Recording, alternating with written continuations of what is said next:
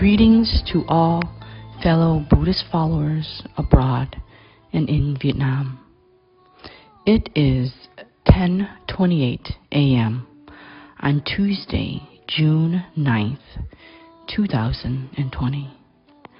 After performing the memorial ceremony for the spirit of a Buddhist follower, I am Master Thong Lai, and I would like to invite you to listen to the preaching of the Diamond Sutra.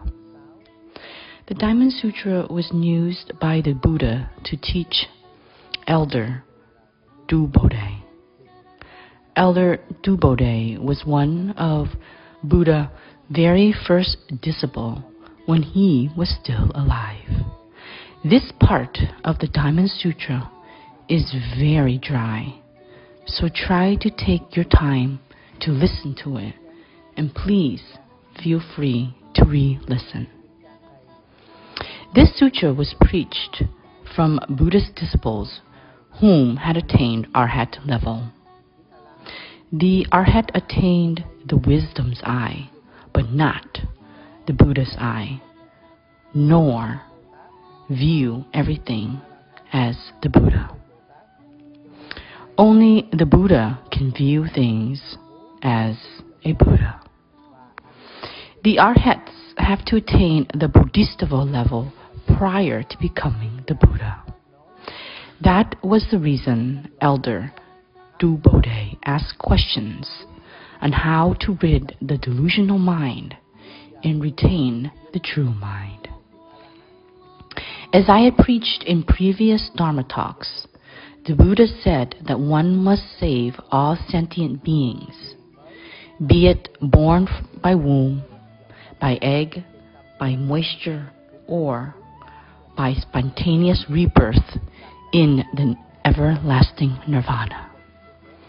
All sentient beings were reborn in the everlasting nirvana, but none of the sentient beings were saved.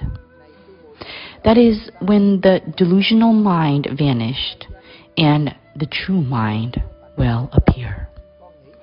At the same time, no form of selfness, form of others, form of sentient beings, or Shangha, forms of giving and receiving, or love and hatred. You must be truly detached from these four forms, then you can remain with your true mind. This morning I should preach the next part of the Diamond Sutra. That is, the Buddha asked Elder Du Bodhi if he thinks because of the physical form, so he could see the Buddha.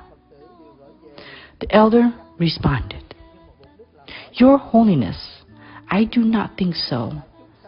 Not because of the physical body, so I can see the Buddha." Because Tathagata said the physical form is not the physical form. The Buddha taught Venerable Du Bodhi that everything takes form is delusional.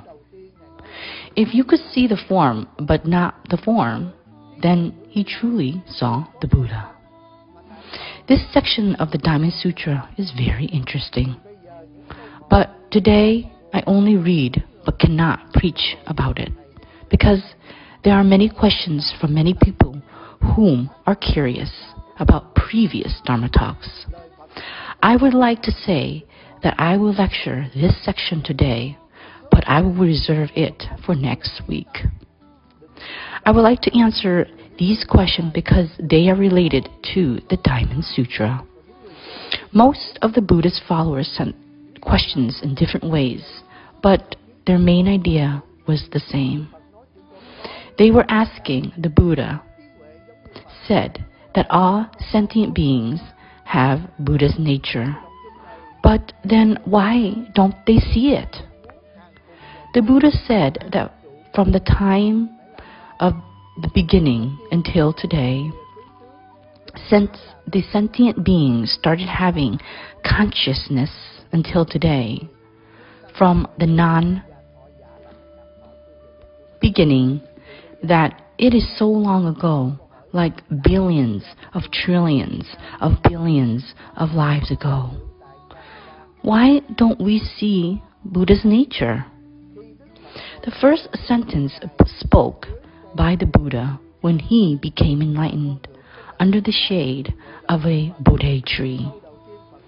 That it was so strange that all sentient beings have blessed with the wisdom of TTT and had Buddha's nature, but why do beings not realize it? That were about a few dozen people called and emailed me to ask if the Buddha confirmed that we all have Buddha's nature, but why aren't we not realizing it? The Buddha's words were certainly not delusional.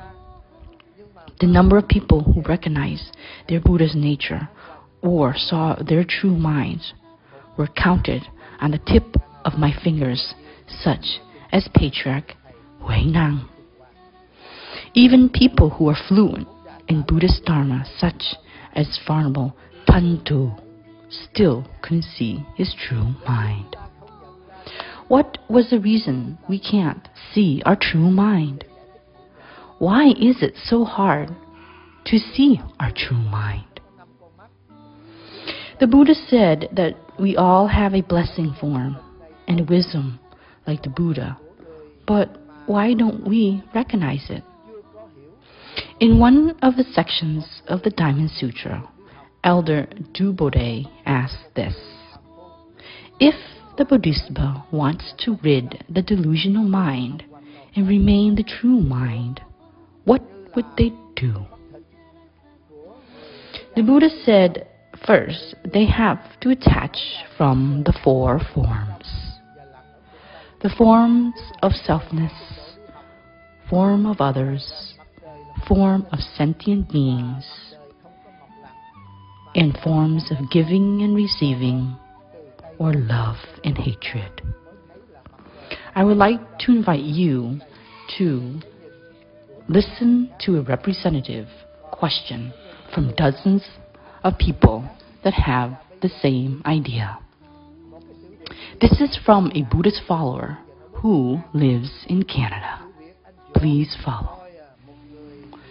Dear Master, when the Buddha meditated for 49 days under the Bodhi tree and attained the supreme righteousness, mindfulness of enlightenment called as the Buddha, the first sentence Buddha said that it was so strange that all sentient beings have the wisdom of TTT, and all sentient beings have Buddha's nature, but why don't they recognize it?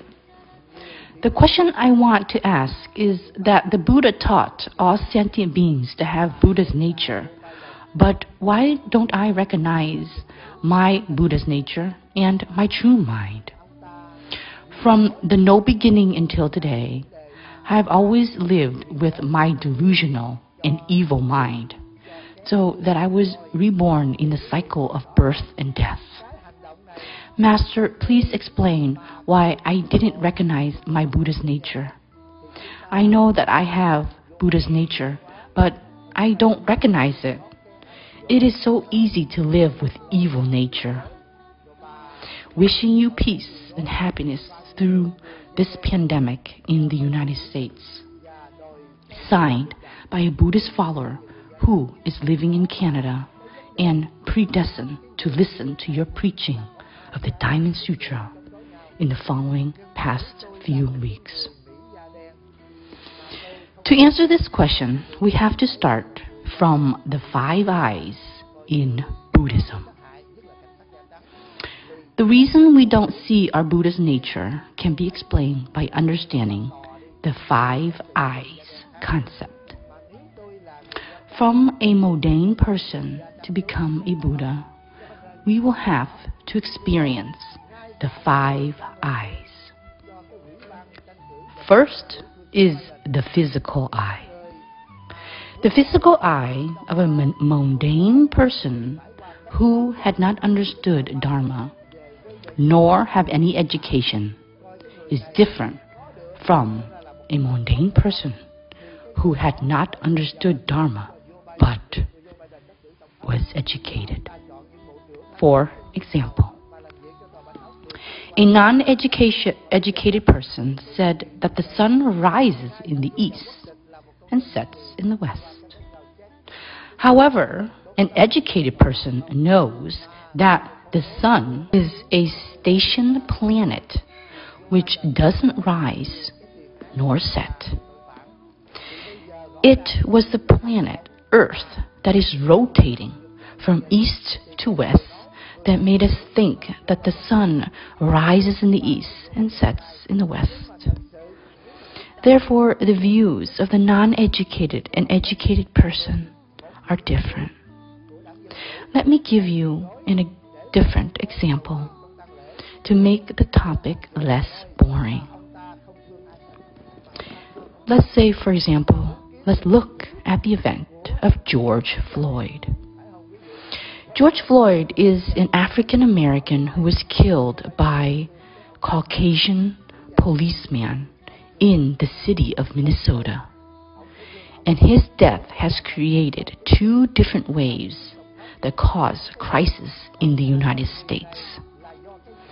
If you look at the Democratic Speaker of the House, many city mayors, governors of the Democratic states, including Joe Biden, a Democratic presidential candidate of the White House, he knelt in front of the funeral and prayed for mercy for George Floyd.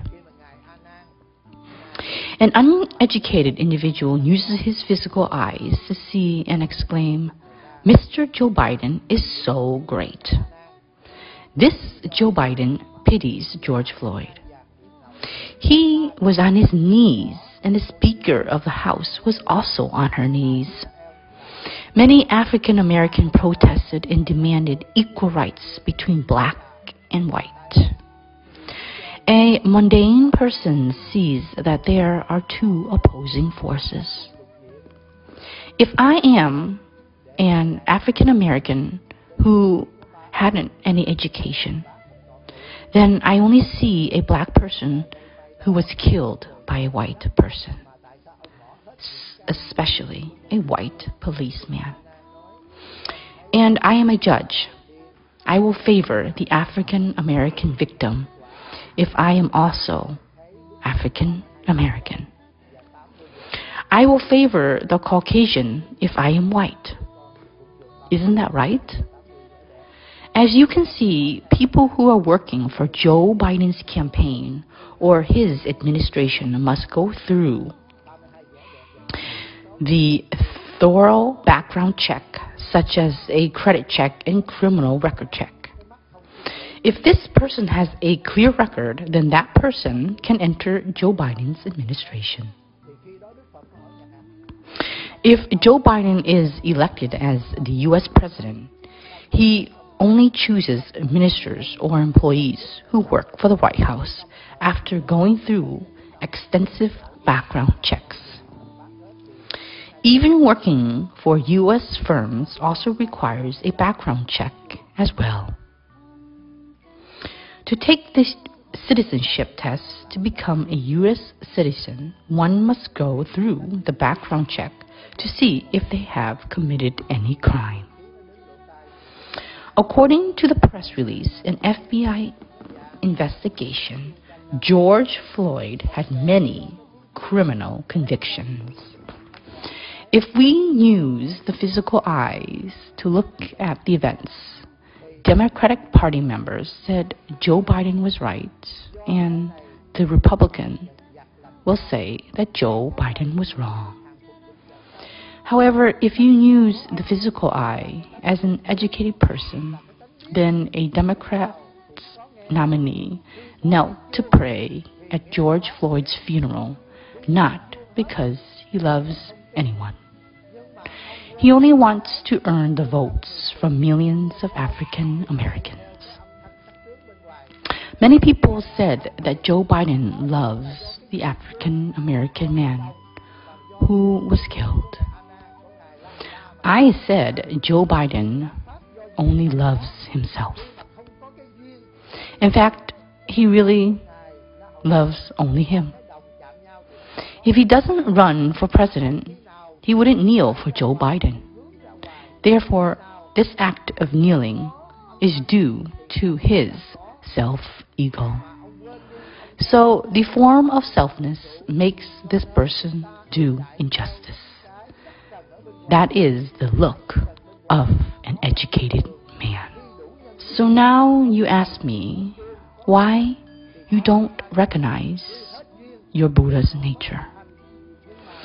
I will tell you an example using a section of Shangrangma Sutra. When Venerable Ananda was about to commit adultery with Lady Ma Rangya, the Venerable was Buddha's cousin. As the Buddha left the royal palace, the crown prince title automatically transferred to Ananda. He will surely become the future king. In the Sutra of Shangrangma, the Buddha asked, Ananda, why did you give up the throne and the 6 palaces to follow the Gathaga so that you can eat 1 meal a day, wear only 3 pairs of clothes, have a single bowl, and a single sitting cot? Why do you want to live in the forest and wander places to places with bare feet? Why did you give up all the entertainment of an emperor? Venerable Ananda said this: the first time I saw the Buddha after 6 years of searching for Dharma and obtained enlightenment was when you revisited the royal palace. I saw the Buddha had 32 good markings and 80 beauties, so I adored you. And I wanted to follow you so I could have 32 good markings and 80 beauties as well. Then the Buddha asked Venerable Ananda what he used to see. The Gathaga had 32 good markings and 80 beauties. The Venerable said that he used his eyes to see. The Buddha said the eyes was not enough. Ananda added that he also used his mind to know Buddha had 32 good markings. The Buddha asked Ananda where the mind was. The Venerable said that the mind is in the eyes, in the body, outside the body. The mind lurks behind the eye. The mind in the middle of his body, and so on. All 7 locations visited by Venerable Ananda was rejected by the Buddha. I am not talking about where the mind is today. The Buddha sent Rula to ring a bell. The Buddha said, Rula, please struck the bell. The bell created a sound that moved through the air and into the ears of Venerable Ananda. The Buddha then asked Ananda if he heard it or not. Ananda said that he heard the bell ring. The Buddha waited for the bell to stop ringing, and there was no longer sound. The Buddha then asked Ananda again if he heard it or not. The Venerable said that he heard nothing. Then the Buddha said that Ananda was incorrect. Because of that, he couldn't rid his delusional mind. The ability of hearing is his, and it is always there. It is also his knowledge. When the bell chimes, he heard it. But when the bell stopped ringing, he didn't hear any sound. Anand forgot his hearing ability and was influenced by the surrounding sound and material. The surrounding sound was presented because of the combination of the bell's baton, the copper, and the force that was hitting the bell, created by Rula. If lacking one component of these conditions, such as the baton, the copper, Rula's hand to strike the bell, then there would be no sound. Because Venerable Ananda projected himself outward, so he could only hear when there was sound, and he forgot that he always had the permanent ability to hear inside himself. Just like Ananda, we tend to attract to the surrounding sounds and materials. These surrounding things are not permanent.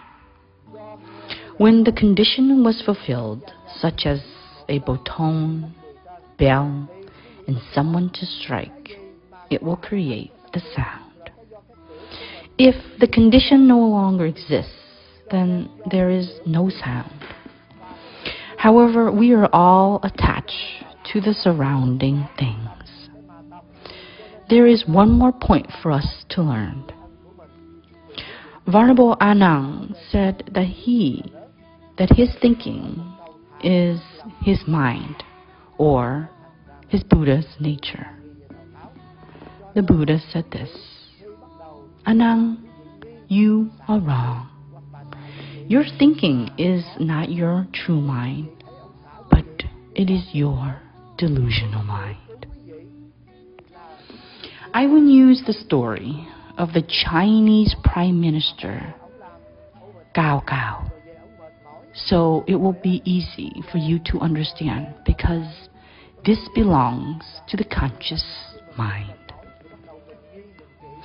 Venerable Ananda said that his thinking is his mind, or his Buddha's nature.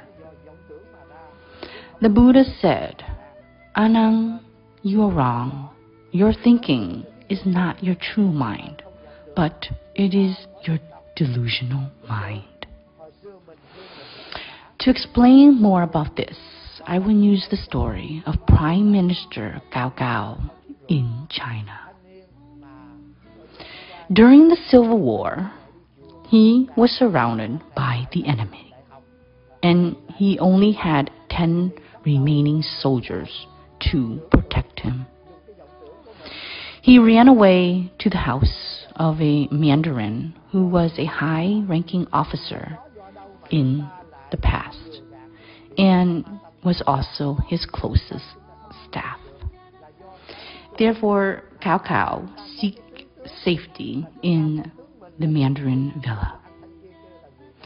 The retired mandarin respected the Prime Minister, Cao Cao, very well.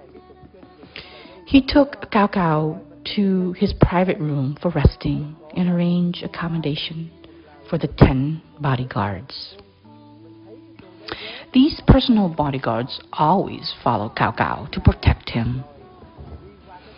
The mandarin said that he would like to invite the Prime Minister to take a temporary break with all the guards while his family prepared a fancy meal to welcome Cao Cao.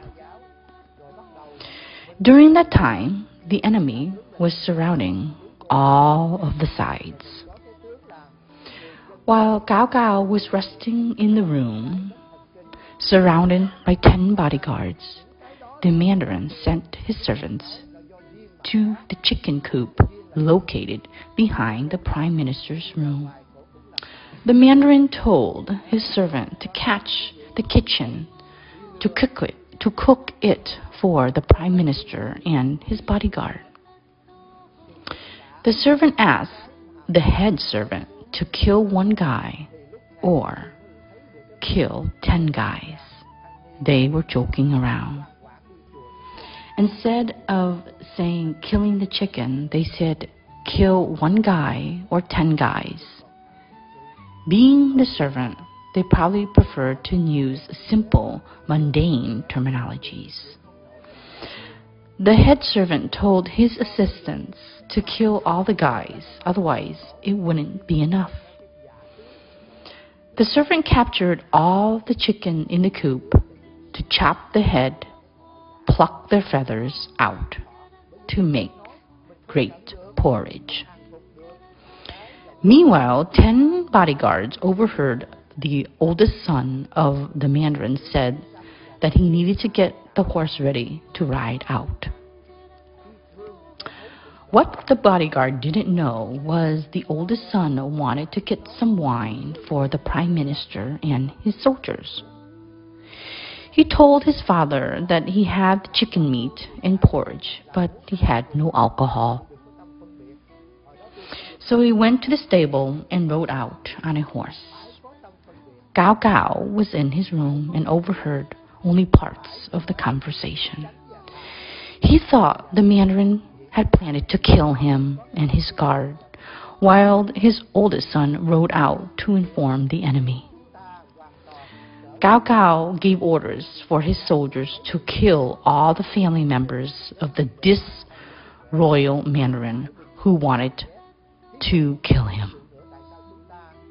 After the soldiers killed all the Mandarin's members and a dozen of his servants, they hid Cao Cao and his guards from the enemy. The oldest son came back with 2 large jugs of wine. Upon his arrival, he found out that his entire family was killed, and he cried out to Cao Cao that his father respected the Prime Minister so much that he sent his servants to butcher some chicken and had sent him to buy wine. But why did the Prime Minister take resentment and repay back his favor by killing his family? Cao Cao said that because he heard the servant wanted to kill all of them. The son said that the servant only wanted to kill all the chickens, not the guards or the Prime Minister. The son took the horse to buy wine, not to report him to the enemy. After Cao Cao heard the story, he said that it would be better for him to disappoint the others than let the others to disappoint him.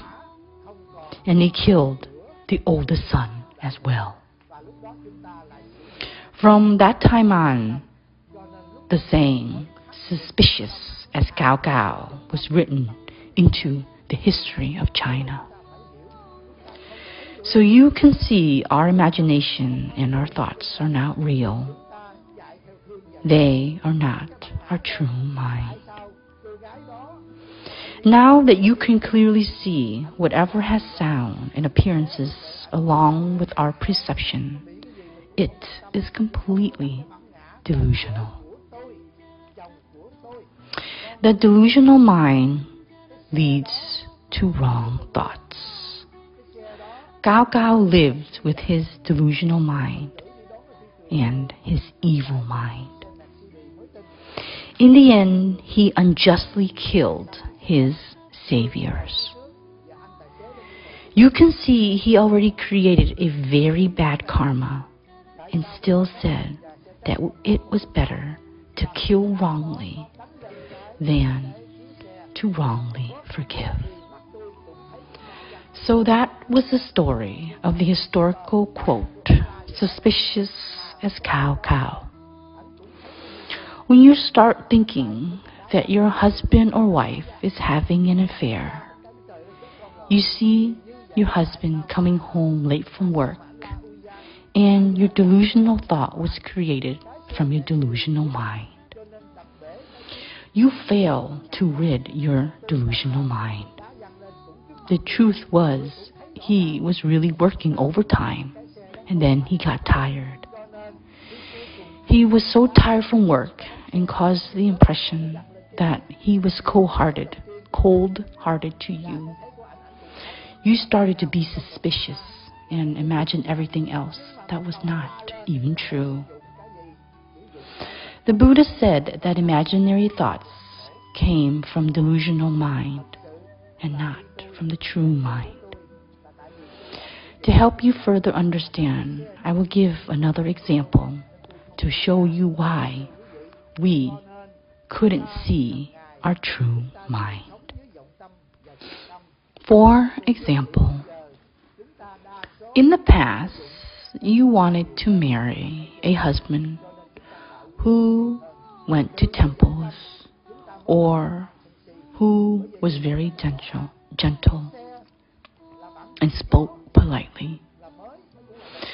A husband who wouldn't drink alcohol, who is vegetarian, who took care of his parents and took his parents to the temple and dressed in robes, even though he even had a university degree.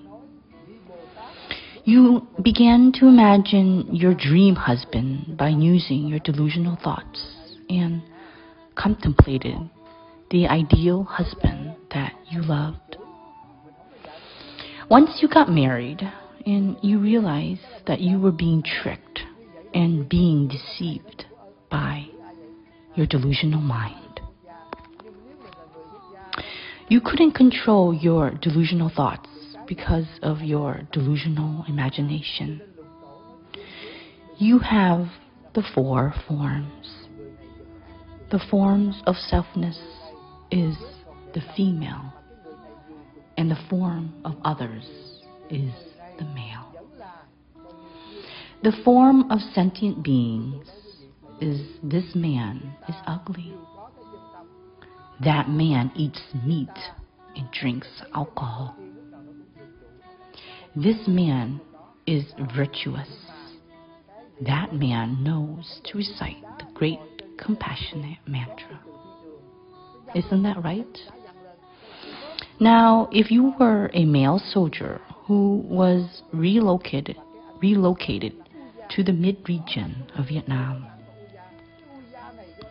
you saw a local girl at Hue City who has shoulder-length hairstyle and wore the Vietnamese traditional long gown, walking on the Trang Dien Bridge. She was a student of Dang Can High School, while you were recently relocated soldier. You admire her soft voice, who came from an ethical family. Your 4 forms began to surface. Your form of selfness was a male officer. Your form of other was the beautiful girl. And the form of sentient being was the southern girl, talk not as sweet as the girl of Hue City. These are all delusional imagination. The Buddha said everything happens because of condition. The condition of this particular situation was because she was also a pretender and went out with a mask. Therefore, you were tricked. Once you marry her, her mask came off, and you could see each other's true face. The true face of the obedient male who went to temple and recited Sutra was also a wife beater. He hit you and cursed at your parents because he had not attained any level of cultivation. He still had a personal greed, anger, and lust. The softly spoken girl from Hue City now curse at you and make unbearable headaches. What was the reason you didn't see her true face and you ran after her pretending face? It was because you ran after your own self-ego and ran after the delusional thoughts which was the form of giving and receiving. Therefore, the Buddha said that if we cannot see or rid the delusional mind because we have the form of selfness, form of others, form of sentient beings, and form of giving and receiving, or love and hatred. When in love, the almond nut appears round, and when in hatred, the perfectly round marble appears to be square. Therefore, sixth patriarch Wei Neng said this: not to hold the love and hatred, sleep with two straight legs. In the old days, when I learned Dharma, all Venerable taught to rid the delusional mind. One should not have the discriminative mind. However, as time went by, I think there must be a differential mind. It would be better to differentiate righteousness and wrongness, day and night, good and evil, but should not have a mind of love and hatred. If we don't have a differentiated mind, then we will become a vegetative person who cannot practice Buddhism or listen to sutras. And we cannot open our wisdom. However, we should not have the love and hatred mind. Here is another example to show the reason you cannot recognize the young lady's true face because of the four forms. The form of selfness is the male. The form of others is the beautiful young girl. The form of sentient being was the southern woman was not as pretty as the woman from the mid-region of Vietnam. Women from this region speak softly and politely, while southern women speak straight to the point. Because of these, her true face was completely covered. Let's say there were two little boys fighting at each other. If none of them were related to you, then your judgment would not be cloudy. You can see clearly which boy was right and which boy was wrong. However, you ran outside and you realized that one of the boys was related to you. At that moment, the scale of judgment will tip to one side. When the two boys were fighting at each other, the moment you heard one of the cries of these boys, that hearing was the hearing of the true mind. As soon as you rushed outside and saw that one of the boys was your grandson, because of the others, the tip of the judgment scale now tilts to one side. It no longer stayed at the center as the spirit of the mid-dharma. At that moment, you were using the delusional mind. Therefore, the Buddha said to win your own temptation and to rid your delusional mind equals to winning a troop of 10,000 soldiers. You have to understand that we can't see Buddha's nature and remain the true mind because we are chasing after the mind of love and hatred, especially the self-ego upon that young girl and the handsome man in the old days. You should not pay attention to that young lady, and you should not put your self-ego assuming she will be your wife or he will be your husband. And that little boy was your grandson. One day, I flew to a different city to give Dharma talk. A Buddhist follower picked me up at the airport. He drove a brand new Mercedes and was behind a big truck. We both sat on the front seat. The big truck ran over a rock and it landed on the Mercedes windshield, and it made a big, loud bang. I saw the rock hit the windshield, but I didn't have any reaction, nor exclaimed any sound. The Buddhist follower saw the rock hit the windshield just like I did. However, he screamed out loud that his life was over. Why was he in pain and screamed in agony? Because he's still attached to his ego.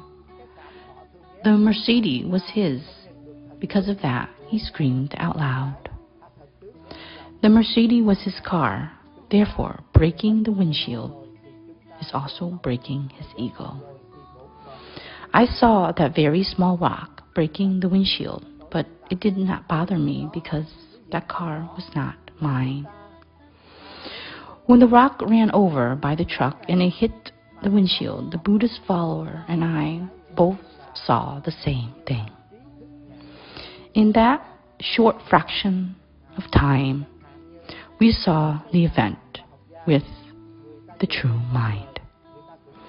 Shortly after that, he started to scream out loud because he was under the influence of the delusional mind. Because he could not rid his delusional mind, therefore, he would feel the misery. I saw the same thing, but I used my true mind and understood that the Mercedes was not my car. Therefore, I didn't scream out loud. Do you understand? Every day we are living with our delusional mind and our true mind. From the non-beginning until today, we mostly live with the delusional mind more than the true mind.